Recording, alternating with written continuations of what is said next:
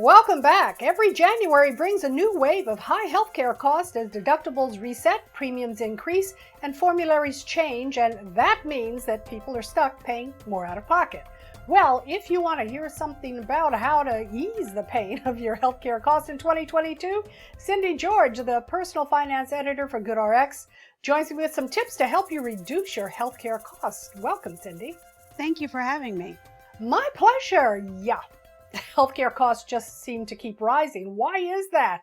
And boy, if you could solve that one for us, Cindy, oh my goodness. So what can people do to reduce their out-of-pocket cost? Well, as you said, we're in a new year, and that means that what you're even paying for your insurance, if you have insurance, may have changed. So you need to pay attention to your premium. A lot of times, people don't realize that their deductible has reset. That means that you have some cost sharing with your insurance company to pay out of pocket before the insurance company will take care of all the costs of your care. And also, maybe your copay last year was $25 for a well visit or some other type of visit.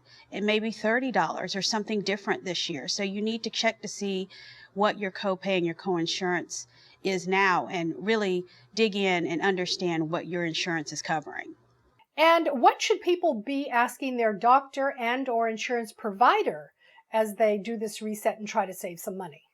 Well, let's start with the doctor. Most people who go to a doctor, many of them leave with a prescription.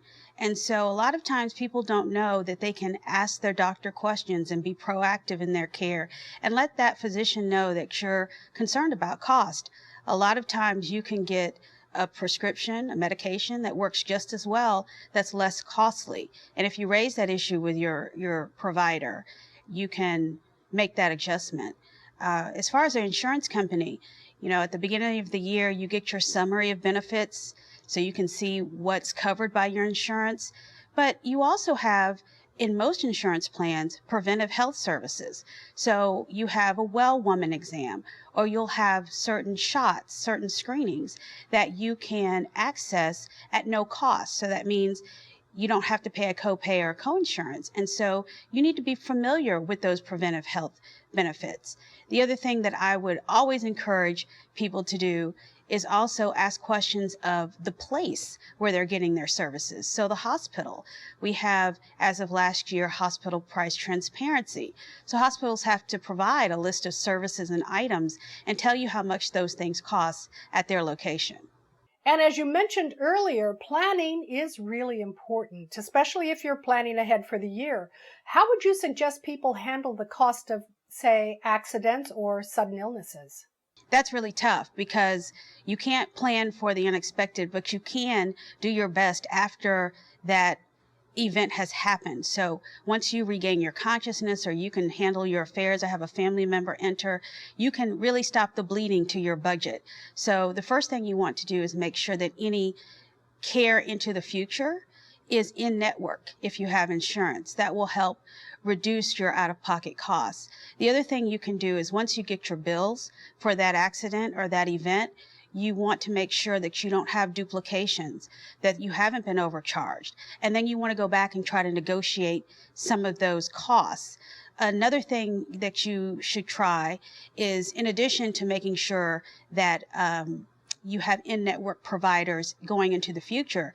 Most of the time when you have an accident or a medical event, you have prescriptions. And many people don't know, you can price shop for your medications. The same prescription can be a very different price at two pharmacies on the same street. So you want to make sure that you visit GoodRX.com for a comparison and to get the best price in your area. So how does it work? You go to the site, GoodRX, right? It is. It's GoodRx.com online or on the app. You can download the app and you will enter your medication, you'll enter the dose, and then you'll tell where you live, your zip code, and it will return different prices at pharmacies in your area, and you can go and to the pharmacy with the best price. Well, does it cost anything to use the app? It doesn't. It doesn't cost you at all. It costs you the cost of your medication. And the other thing is, it's not just for people who don't have insurance. Even people who have insurance should consider using GoodRx, because we can even beat your copay more than half of the time. Wow, okay. Some great tips there, Cindy. I always say informed's empowered. Cindy George just gave you some great tips. She's the personal finance editor at GoodRx. So let's reduce those healthcare costs. Cindy George, thank you so much for joining me. Thank you, Audrey.